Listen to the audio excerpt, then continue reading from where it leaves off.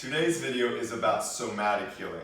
Now, somatic healing is healing within the physical body, and it's oftentimes a very neglected or forgotten part of people's healing process, right?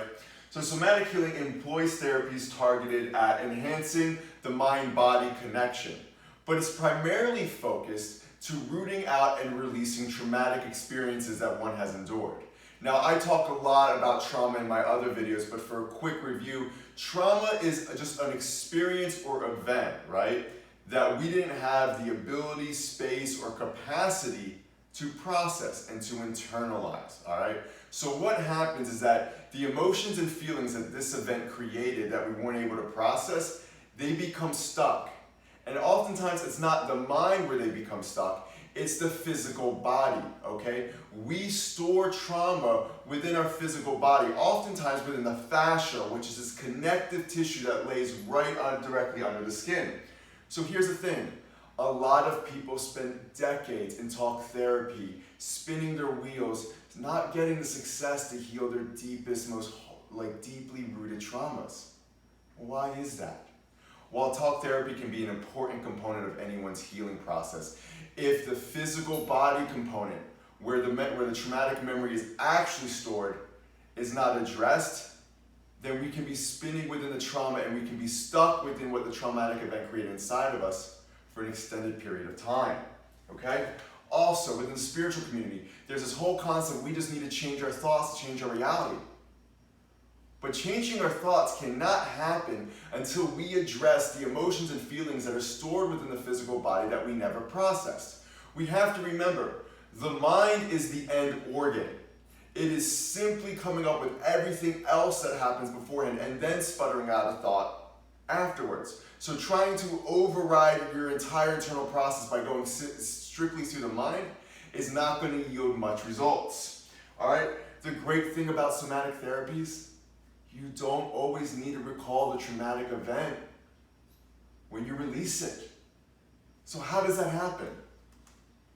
Well, during a traumatic event, we need to allow our physical bodies to express themselves however they need to release that event. We need to vocalize the sounds, we need to grunt, we need to scream, we need to yell, we need to allow our whole body to play itself out to complete the emotion of what the event created in us internally, okay? When animals go through a traumatic event, you'll see them, they'll shake in their tremor afterwards. The problem is because we're complex beings, right? And because we have this notion that tremoring or shaking or making noises that might sound weird, right, are bad, we don't allow the process to complete itself, okay? We will inhibit ourselves, even our medical professionals will inhibit us from completing the shaking or tremoring response if we got in a car accident. And so then the experience stays locked in our tissues, all right? And so we will feel that we've given a signal to our bodies that it's not safe to feel the response that this traumatic event created in us. So then what else do? We start breathing in a shallow manner. We no longer take deep breaths, and we create a physical armoring, a physical tightness, tension in our body to armor ourselves against having to breathe deeply and against having to feel into this trauma. Now, this trauma becomes tension and tightness within the physical body. So how do we release it? Well, we have to re-engage in deep breathing.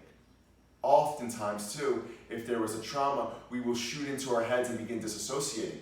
We need to cultivate awareness again of our internal environment. We need to feel what it's like to be in our physical body. So this combination of deep breath work, activating our internal felt sense, and then allowing our body to shake and move and to naturally make vocal noises that our vocal cords or our bodies want to express itself with, is how we allow this completion from this experience that may have happened years ago. So here's a quick somatic healing exercise. You can do this on your own, but I would also highly suggest going to someone who is trained to be a somatic practitioner as well. But our first step is to activate our felt sense. So take your awareness out of your mind and just feel what it's like to be in your body. What are the internal sensations that arise? Right? Does it feel jittery? Does it feel tight, stuck? Then begin doing a body scan. Notice what your chest feels like. Notice what your stomach feels like. Notice what your pelvis feels like. Notice what your butt feels like on the seat, right? Is there tension or tightness within these areas? Then begin resourcing. After we've located areas of tension and stress within our physical bodies, locate areas that feel good or least bad. Safe spaces within the body. It may take some time, but it could be as simple as your hands or your feet. The feet are my favorite ones for my resource. Then begin doing the deep breath work.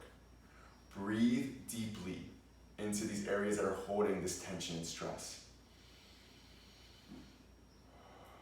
Continue this deep breath work. Really try to root this tension and stress out.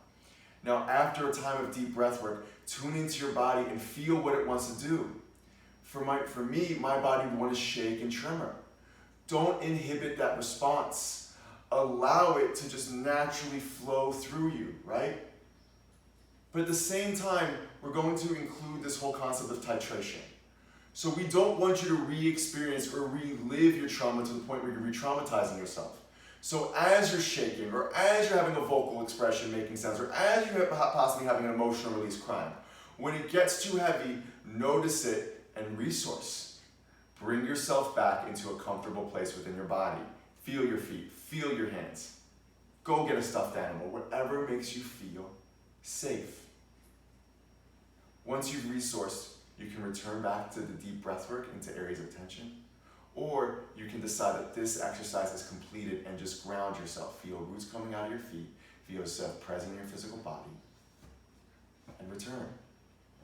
This is a simple somatic healing practice, but somatic therapy, somatic releasing, right? Somatic experiencing is a necessary component that needs to be addressed if you're going to heal from any type of trauma, right? Anything, right?